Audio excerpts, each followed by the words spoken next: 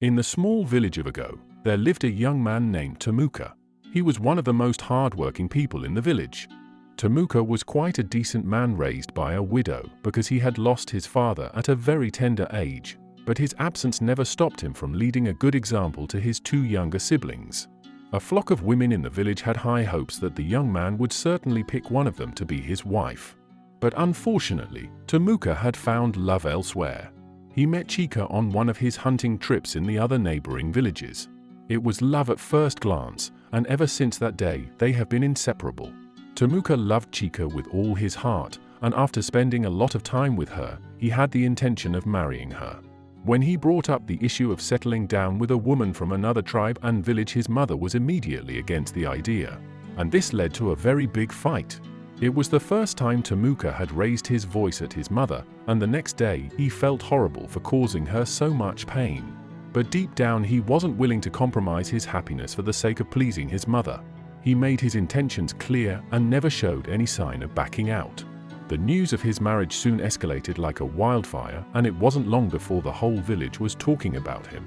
Chika's marriage to Tamuka had also brought a lot of disputes in her own village, and to make matters worse, her parents weren't even supportive of her decision. She felt like everyone she loved had turned their backs on her, but despite all this, Tamuka always stood beside her, offering comfort in her times of need. "How are we going to overcome this, Tamuka?" She sobbed tearfully, and he held her hand gently. He felt really sad, as her parents had gone as far as disowning her because of him. He gave her a small smile, assuring her that everything was going to be fine in due time. Chika and Tamuka continued to remain strong, and they proved everyone wrong, letting them know that their love was purely blessed by the goddess of love herself. A few months later, Tamuka had finally earned the respect of Chika's family, and in return he was awarded her hand in marriage.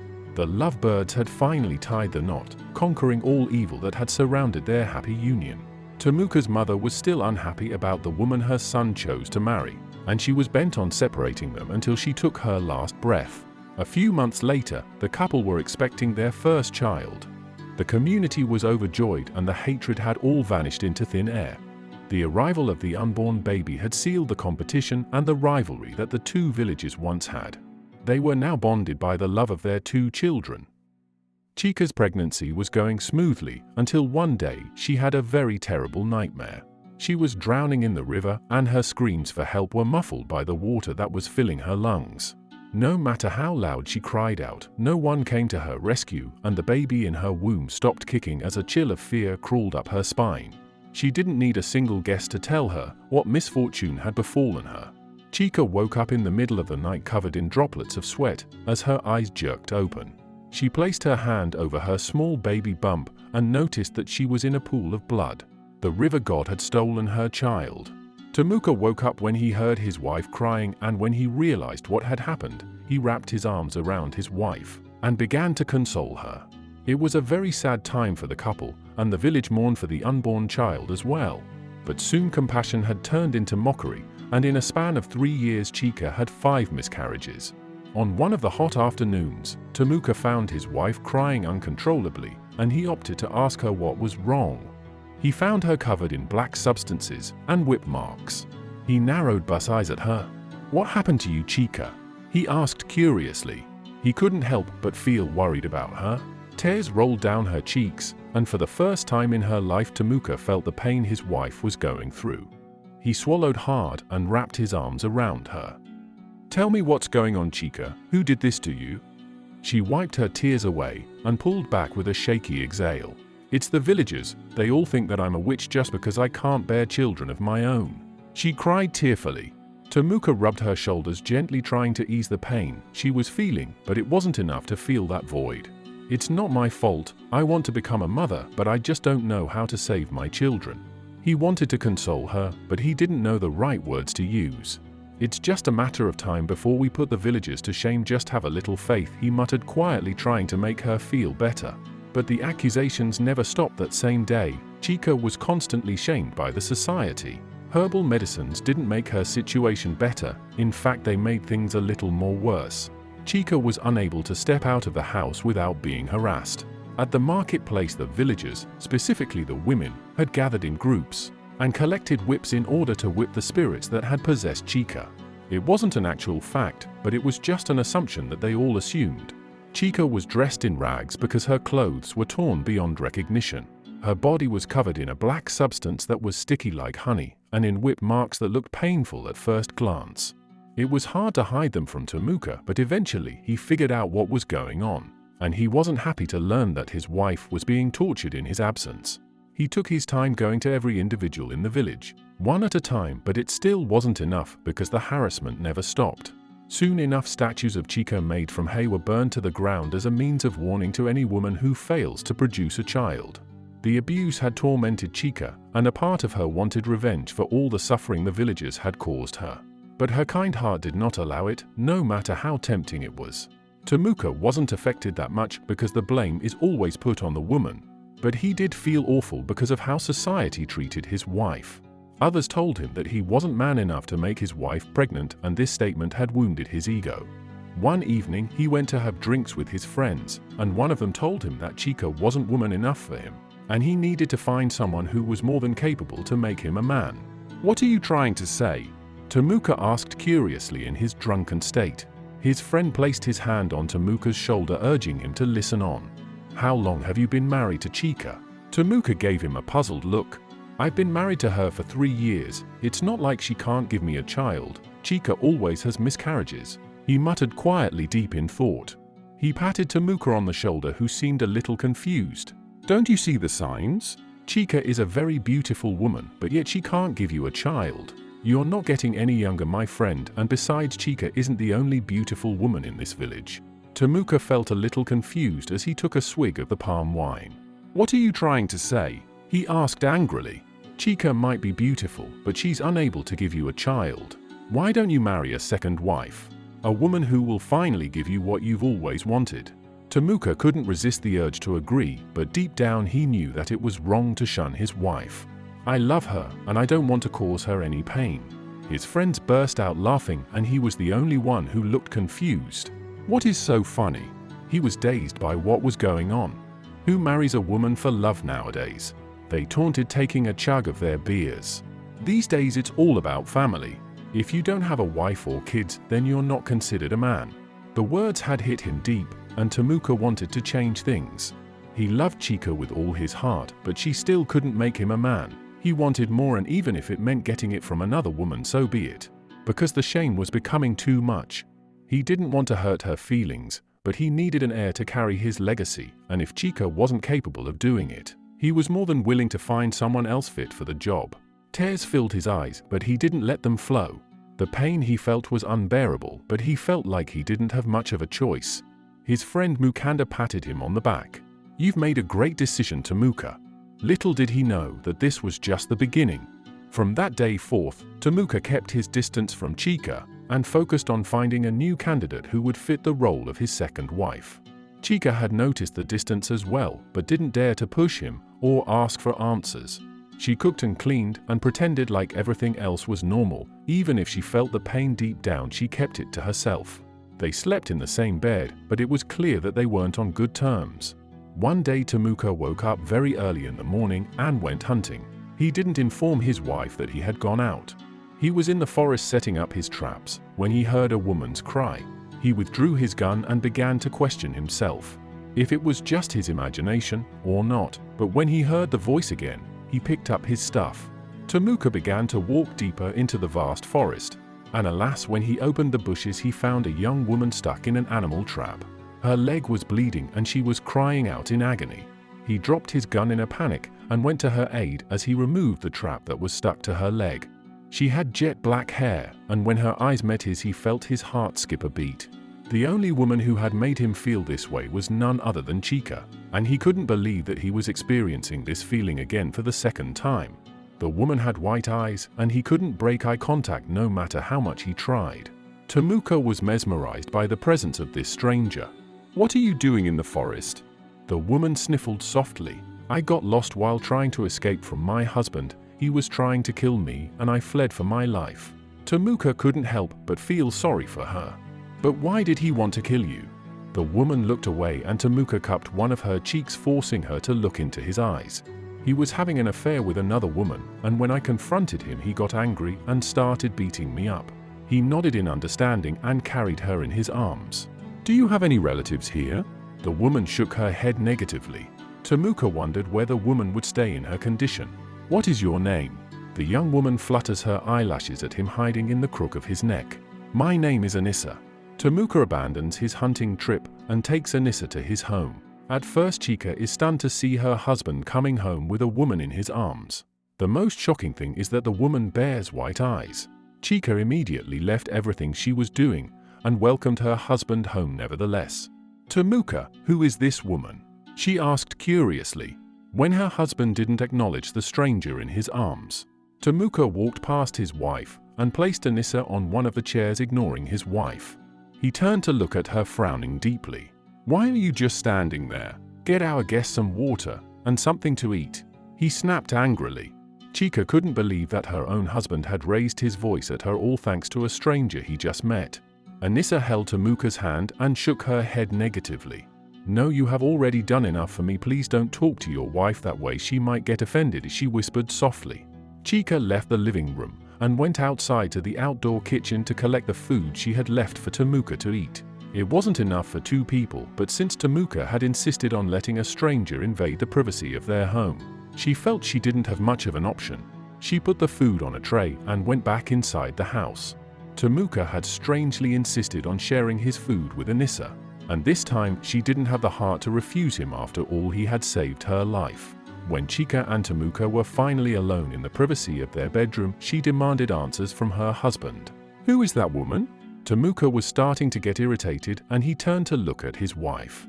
"I found her injured in the forest while I was hunting, and I couldn't leave her there because she was bleeding." Chica nodded quietly and smiled at him, leaning on his shoulder. She was happy to know that her husband was such a courageous hero, who was brave enough to rescue anyone in need. Little did she know that she had made the biggest mistake of her life. This was just the beginning of her troubles.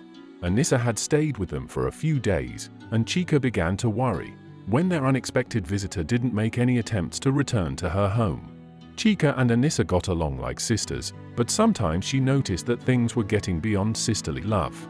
Anissa would wear short clothes on purpose and chat with Tamuka, while Chica would be breaking her back in the kitchen.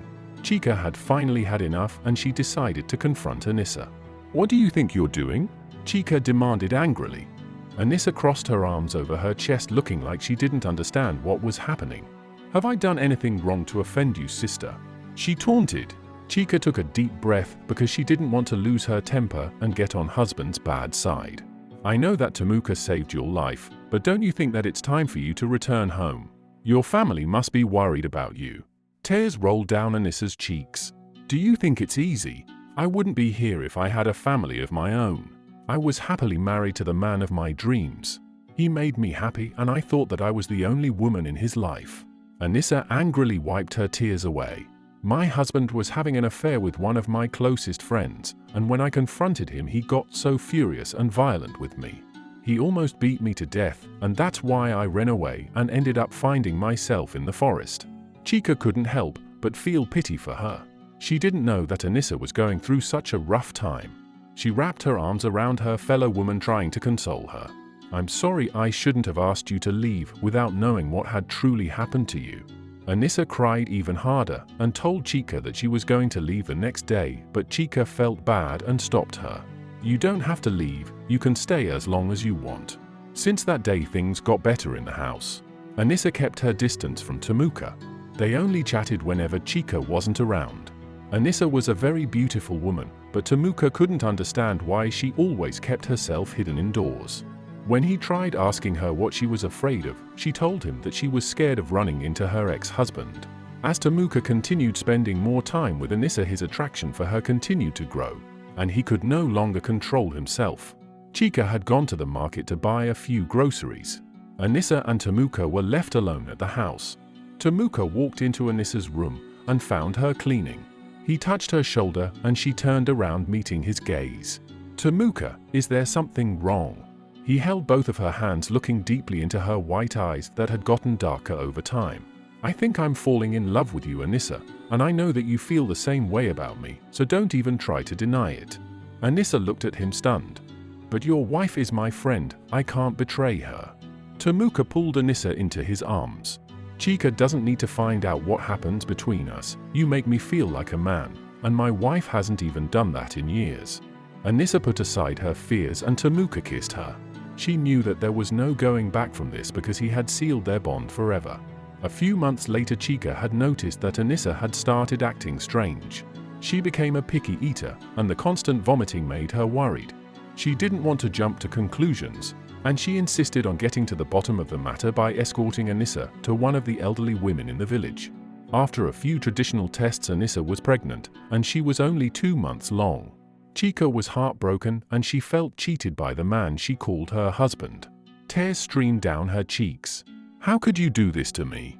I opened the doors to my house to you, and treated you like a sister even though you are just a stranger to me." Anissa just kept apologizing to Chika, but it was too late. "I told him that I didn't want to betray you, Chika, but he said that he loved me and I couldn't hide the feelings I felt for him." That was the final nail in the coffin. Tamuka had already fallen in love with another woman. Was it that easy to replace her? The vows and promises he made to her didn't matter anymore because she couldn't bear him a child. She let another woman into her home, and now that woman has broken her marriage. She brought it upon herself. She treated Anissa like a sister, yet she had stabbed her in the back without even considering what pain Chika would go through. When they went back home, Chika nor Anissa muttered a single word to each other. Tamuka soon arrived home, and he immediately sensed the tension that was brewing in the air. "Is it true?" Chika whispered softly. Tamuka gave her a puzzled look. "What are you talking about?" Chika stood up and pointed at Anissa, who was silently standing in the corner of the room. "She's pregnant. What part don't you understand?" His eyes widened in shock, and the stunned expression soon turned to happiness. "I am finally going to be a father, so why can't you be happy for your husband?" Chika couldn't believe what she was hearing. Tamuka walked past her and went to hug Anissa. This wasn't the man who had promised her the whole world. Chika just wished that the earth would open up and swallow her because the pain in her heart was just too much to bear. She fell to her knees and closed her eyes tightly, wishing that this was just a terrible nightmare. She wanted to wake up so badly, but when she opened her eyes again, she found herself in the same position and situation. She felt like the walls were closing in on her, and there was no escape. As time went by, she slowly began to accept her new reality, and the news of Tamuka marrying a second wife spread like wildfire. She felt ashamed of showing her face anywhere, and the people in the village always mocked her. One evening, Anissa left the house and went outside to ease herself. Chika decided to follow her and kept a close eye on her, but when Anissa reached outside, she disappeared into nothing but thin air. Chika was scared to death, and she ran back in the house screaming on top of her lungs. "Ghost!" The shouting had woken Tamuka in the house, and Chika told her husband what she had seen. "Anissa isn't a real person, she's a demon." Tamuka looked at his wife like she had lost her mind. He pushed her away. "Your barrenness has made you crazy, and now you're making up stories," he snarled at her. When Tamuka finally heard enough, he chased Chika away and went back to sleep. On the other hand, Chika couldn't sleep the whole night, and she kept thinking about what she saw. Was her eyes playing tricks on her? She wondered wantonly, but pushed the negative thoughts away. Her vision was clear as day, and what she saw wasn't a hallucination. The next morning, Chika was filled with dread, and she didn't want to be in the same room with Anissa. She wanted to keep her distance until she finally figured out what was happening, but Anissa was already a step ahead of her. One day, she trapped Chika and made sure that she had no way to escape. "You should have minded your own business, Chika. Everything would have been normal if you hadn't followed me that night." Chika decided to play dumb and shrugged carelessly. "I don't know what you're talking about, Anissa, and if you are truly hiding anything, my husband will eventually find out." Anissa glared at Chika, sending daggers at her as her white eyes glowed brightly, and her voice deepened. "If you dare open your mouth, I won't hesitate to end your worthless life." Chika gasped in shock as the air left her lungs. Anissa smirked in satisfaction and walked away. Chika was afraid, but she was done hiding in the corner. She needed to expose Anissa once and for all. The next few days, Chika worked on a plan to expose Anissa, and once her plan came into action, she managed to convince Tamuka to hear her out. It was in the middle of the night when Chika went to wake up Tamuka because Anissa was about to step out of the house. She shook his shoulders gently. "Come on, wake up, she's about to leave." Tamuka felt annoyed and got out of bed nevertheless because he wanted to prove his wife wrong. Tamuka and Chika quietly came out of the house and hid behind a few bushes, and at a distance Anissa turned to something that looked like a creature from the depths of hell. Tamuka stepped out of the shadows trembling in fear as he stared at his second wife in shock. "Anissa," he whispered huskily in disbelief. The creature turned around and hissed at Tamuka as it transformed into a beautiful naked pregnant woman. Her white eyes were glowing brightly as she gazed at the both of them furiously. Before Tamuka could comprehend what was happening, Anissa tackled him to the ground, choking him as his eyes widened in fear. He tried to use every ounce of strength he had, but he was no match for the demon standing in front of him. The light in his eyes was slowly fading away, when suddenly Chika grabbed an axe and bashed it on Anissa's head. Blood was splattered on both Tamuka and Chika as Anissa fell off Tamuka and laid on the ground screaming in pain. Her body began to turn into ashes, and soon enough people started waking up to see the commotion. Chika told the villagers what had transpired, and a few elders of the village gathered and shared the legend of the white-eyed monster. The white-eyed monster is a siren spirit that feeds on people's most wanted desires. When the siren spirit saw that Chika and Tamuka were desperate to have a child, it used their desire as a weakness to exploit them. It took a while for Chika and Tamuka to go back to their normal lives after this unfortunate event. Tamuka felt guilty for all the heartache he had caused his wife, all because he let temptation get the better of him. He held both of Chika's hands as tears rolled down his cheeks. "I am sorry, my dear. I shouldn't have forgotten about the love we shared and what we went through to get this far. I should have supported you no matter what. I know that my words won't take away the pain I have caused you, but all I ask of you is that you forgive me." It wasn't going to be easy to forget about everything, but Tamuka was still her husband. She didn't want to lose her marriage, so she wanted to put everything in the past and settle for a fresh start. Mistakes were soon forgotten, and the couple once lived again in harmony. The bond between them had deepened, and they became a great example of what true love means. Many young people wanted to have a strong relationship like theirs, that would withstand any obstacle that came in their path. "Do you think she'll ever come back?" Chika asked in a worried tone. The mere mention of Anissa's name made her feel scared. Tamuka shook his head negatively. "She will never come back, and if she does come back I will teach her a thing or two." Chika bursted out laughing. She brushed him off and continued cooking in the kitchen. A few months later Chika began to feel unwell. She waited a little longer before confirming her suspicion. She was experiencing signs of pregnancy, and she decided to share the news with her husband, who was over the moon. "I don't want to get my hopes up, Tamuka. What if it's just a false alarm? I've always wanted to be a mother, and if this isn't it I don't want to find out." Tamuka wrapped his arms around his wife. "We will have a child if the gods allow it, but for now we just have to stay positive and keep praying. I believe that one day our prayers will be heard." And Tamuka was right. Chika was 2 months pregnant, and it wasn't long before a few months elapsed, and she went into labor. She gave birth to a baby boy, but all the elderly women in the house became silent, and none of them looked happy as the young infant cried. "What is wrong with my son?" Chika asked in a worried tone. One of the women handed her son, and Chika stared at her child in shock. The child was born with white eyes similar to Anissa's eyes.